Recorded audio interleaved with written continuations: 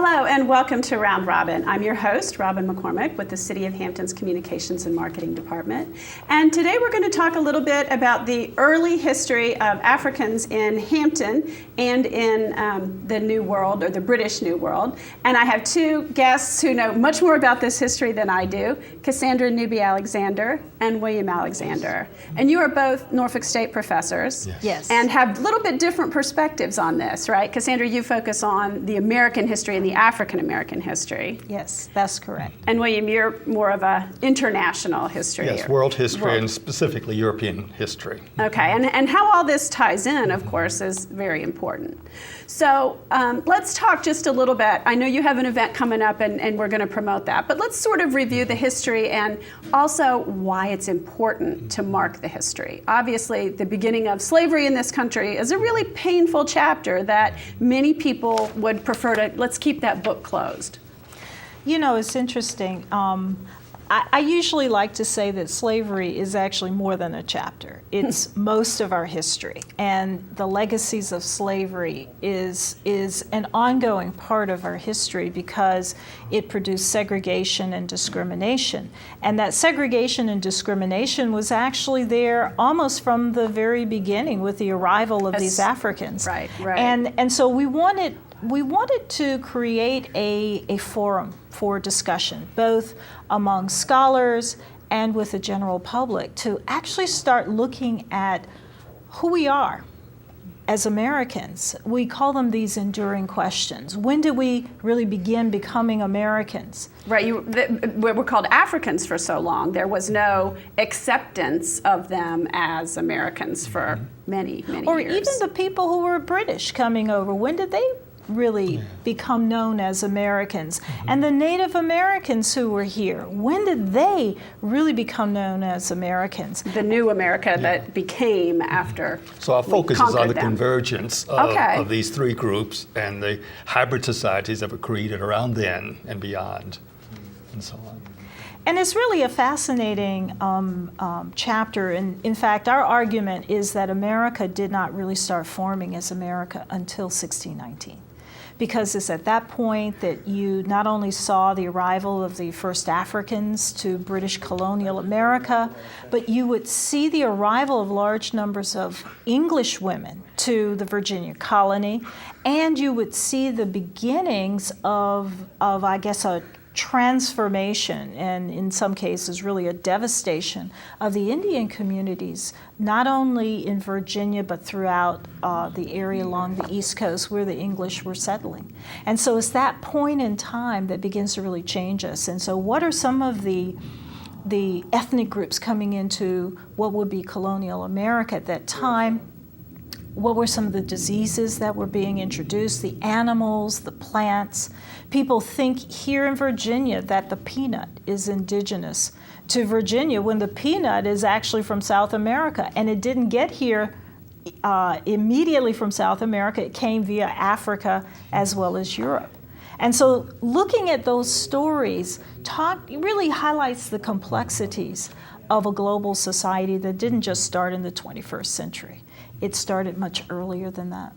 You know, that is a really different perspective. I have not had anyone put all those pieces together. Usually you look at maybe what happened to the Native Americans, what happened to the slaves when they came in, and to fit those pieces together, it was, I guess, the beginning of melting pot kind of place that we are today. There's also a broader context, what we call the Black Atlantic, in that during this period, of course, the movement of Africans to the Western Hemisphere, and of course, at different times, the movement of Africans to other areas of the planet. And in point of fact, here we develop what we call the Black Atlantic. And you can focus on the English dimension of that or the French dimension or pull it all together. And what we're doing with this conference is bringing in scholars to talk about all aspects of the African diaspora and how it created sort of a Black Atlantic, but also, as Cassandra said, mixing with these other groups and creating very complex hybrid societies. And in addition to the things she was talking about, we put a lot of emphasis on perspectives, how indeed people looked at Africans and their descendants, how they looked at Native Americans. What about foodways, the exchange of foods in addition to diseases and animals and plants? All of this was part of what in some cases is called the Columbian exchange, but for our purposes, we're also looking at dimensions of the African diaspora, since the program is sponsored by our Roberts Center for the African Diaspora Studies. So tell us, people may not be familiar with that term diaspora. What does that mean? Well, diaspora is simply dispersal. And of course, the first usage of this phrase comes from the Jewish diaspora. And as you know, Jews during the Roman period were forced to go in many different directions. Well, now that term has been used in many directions. We use it, for example, if we talk about the Armenian diaspora or the Greek diaspora or the Italian diaspora. For our purposes, of course, there is a lot of scholarship now that's being done in what we call the African diaspora. And it has to do with, of course, the migration of peoples, the forced migration, in some cases the free migration. It has to do with issues of identity, mixtures, remembrance of things past. So there's so many dimensions to this. It's a very complex field, and there's a lot of scholarship being generated in this direction now. And some of that scholarship is pretty recent, I would assume. Recent, yes. I mean, it was not African-American history is fairly recent as a scholarship field, as a major. I mean, it just was not studied for so long. Right. In fact, it really wasn't until the 1880s and 1890s that you started to see growing scholars, early scholars, who were focusing in a more professional way on talking about researching and writing on African American history. You think of Carter G. Woodson, but even before him, George Washington Williams, a Norfolk native who actually escaped through the Underground Railroad in 1854, was perhaps one of the earliest to begin writing books about African American experiences in the war. He wrote The Black Phalanx. His name was Joseph T. Wilson, and he actually worked here in Hampton for a while, publishing a newspaper over in Norfolk, which was his home base, in Richmond and Petersburg. He was all over the place. And his book is still used by scholars today because he went around and interviewed all these different African American soldiers who served in the United States colored troops. Wow. So this history, you know, a lot of people think, well, history is just names, dates, places, but it's also telling stories. History's wars. But history is much more than that. It's the anthropology, it's the biology, it's the literary perspective, it's the foodways and customs, it's all of these things. And what we're trying to do is bring together this multidisciplinary perspective that also includes the oral histories, the family histories. We have the Tucker family, for example. Let's talk about them a little bit, because I was going to ask you for an example, and it's sort of the go-to example in Hampton, but... Yes, the Tucker family of 1624, their ancestor came in to Point Comfort, that same place that the first Africans arrived, and it is where Fort Monroe is today. And when they arrived, they were purchased by Tucker in Hampton, and this is the group whose family says that their ancestor was the first child, the first African child born here in America. And they've been able to trace their ancestry all the way up to the present day. And so we have them coming to our conference, and they are providing for teachers who come to the conference as well materials that they can use in their classroom to show students how family history is history, and how you can incorporate the family history to really learn about the history of the nation. Because if you look at this one child born, what did this one child and his ancestors see from that point in 1624 all the way to the present? And how did they, research that history and keep that history alive? I mean, they must have had to go back and piece together things. Yes. And the documentation wasn't always good, really for almost anyone who didn't have money, but particularly for slaves. Well, for a lot of formerly enslaved people, it was very hard to trace their ancestry back. But because this family was unusual in that they didn't move far from their place of origin, while most African Americans, their families were sold all over the place. And so they're unique in that they have this place, they have county records, they have birth records, they have cemetery records, church records, to help them to trace their ancestry. And fortunately, this family passed down the history, at least the oral history, and then they had other family members who dived into the records to really uncover and go back beyond 1870 and go back to the early 19th century and even further back to the 17th century. And so they're unusual because most families in America can't trace their ancestry back that far. That's for sure. But what has also helped them is that the College of William and Mary started a project back in the 19th century documenting the history of a lot of the prominent citizens who owned property. And they left a lot of very telling details in those records, and that helped the family to also trace their ancestry. It's amazing. Now, would you call William Tucker the first African American?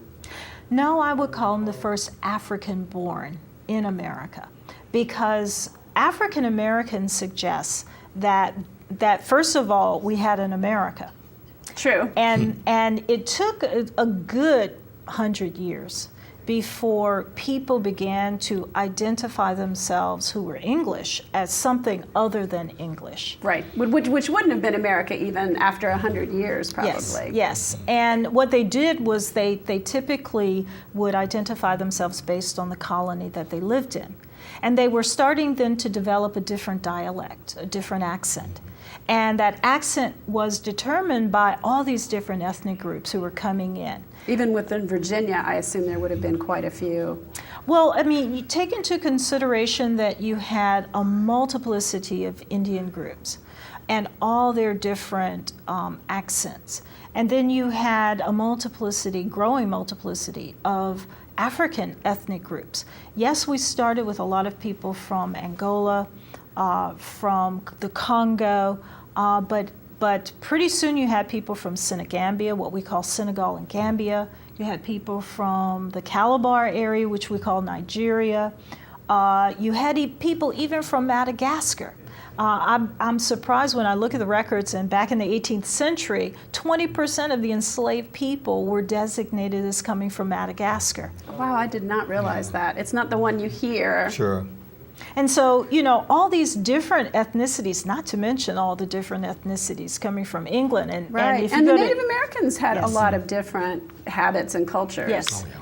And not everyone was coming from Norfolk County, England. A lot of people were coming from Scotland. They were coming from the London area, all over England. And so all these different accents were coming together, and it took a little while to develop a different accent and style. Because even in Virginia, wherever you go in Virginia, you're going to hear a different accent. And that's because of the kinds of people who were living there. And in Hampton Roads, this was a very confluent area where you had a lot of people coming in and out, lots of ships coming in and out from the Caribbean. The shipping makes such a difference there in making this area cosmopolitan for its day.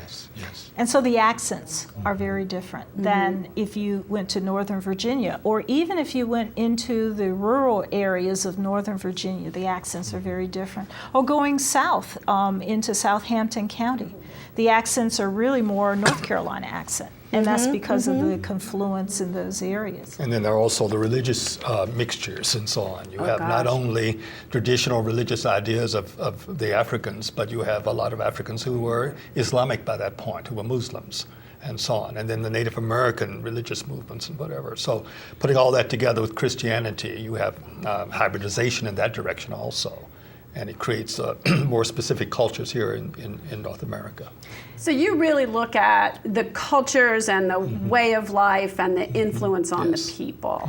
Yes. So tell us a little bit more about this conference. And I know it's specialized and it's maybe more academic than the average person. Well, We're actually, reaching out to everybody. Actually, we have a unique approach. It reflects this hybridity that is a part of America, and that is, yes, we have some academic presentations, but we also have roundtable discussions where we invite scholars and community people to come in, talk about a topic, present a few things for about 10, 12 minutes, and then have a conversation of those attending.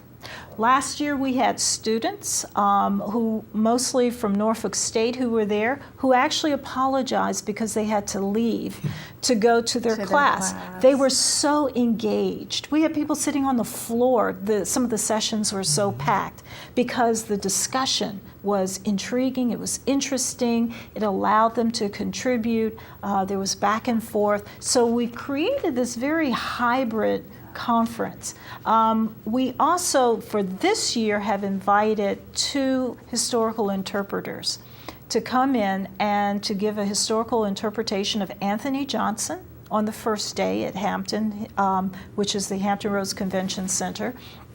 And this particular historical interpreter, Jerome Bridges, who is being provided to us by the Yorktown Battlefield Park, he is going to interpret Anthony Johnson, who is an African who arrived very early, probably 1621. He was, like most of the Africans who were brought here, considered unfree. Their status was really undefined. And what that really means is there was no term. There was no formal institution of slavery, but there was no co-opting of the idea. Yes, I mean there was no end date for their term of service, as opposed to a lot of the British people who came over as indentured servants had contracts. Yes. Contracts for a certain number of years. Right. And so Anthony Johnson worked essentially for almost 30 years as a servant. He, at the end of that, he was given head rights in Accomack County, I should say. And right at the point when he was to become a freeholder, the House of Burgesses changed the rules so that he couldn't vote, making it only white men could vote. And so the story of Anthony Johnson connects what we're talking about this past and rule of law with even present day events. And that's why we're going to also have a session looking at the Voting Rights Act, race and law, and the Trayvon Martin case. Yes. And so you do really make that connection from 1619 to today and the events. We're also, by the way, reaching out to more this year to high school students and trying to get them more involved because, especially with their SOLs, but generally just for the sake of knowledge, they need to know about these ideas from the people who are generating the history, in a sense. Right, and then you're working with teachers, too, so that they can pass this down in their classroom, because this is a little bit of an untold story, at least in the mainstream classrooms. Yes, you can take those classes in college and specialize later, but it isn't always woven into our history textbooks in that way. By bringing it all together in one place and doing this in subsequent years, it shows the audiences and so forth that indeed it is all of one piece, so to speak. It is all dealing with one phenomena. And indeed it has many varieties, and it all can be fitted in. And so I think it gives a more integral approach. And we're hopeful that people will go online and take a look at our schedule. It's www.1619makingofamerica.com, all one word. Okay. And we're hopeful that people will come and take the time to even look at some of the podcasts that we have online from last year's conference. That sounds great. By the way, there are reduced rates for students, too. Okay, that's good. That's good to know. Well, thank you. I really look forward to it, and maybe having you come back each year and begin to tell this story in a broader way, especially for those who can't make it out to the conference. Thank you so much for coming. It's nice to see both of you. Thank you. And thank you for watching. I hope you've had an interesting taste of history and how the different cultures blended together, and that you may want to explore it further in the conference. Thank you for watching.